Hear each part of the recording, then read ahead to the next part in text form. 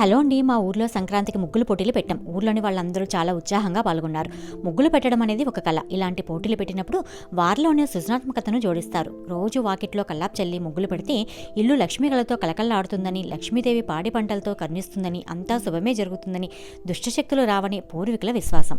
సైంటిఫిక్గా చూస్తే ప్రొద్దున్నే లేవడం వల్ల ఆ చల్లగాలికి ఆడవారి మైండ్ రీఫ్రెష్ అయ్యి రోజంతా ఉత్సాహంగా ఉంటారని, వంగి లేవడం వల్ల బాడీకి మంచి ఎక్సర్సైజ్ అవుతుందని, నీట్గా ఊడ్చి ముగ్గులు పెట్టడం వల్ల ఏ పురుగు పుట్ర రావని, అంతేకాకుండా ఇంటిల్లిపాది అందంగా ఉన్న ఆ ఇంటిని చూసిన వెంటనే పాజిటివ్ ఎనర్జీతో ఉంటారని అంటారు. అశుభం జరిగిన ఇంట్లో ముగ్గులు పెట్టరు. ముగ్గులు పెట్టని ఇంటికి ఎవరూ భిక్షకు కూడా వచ్చేవారు కాదంట ఒకప్పుడు పల్లెటూరులో.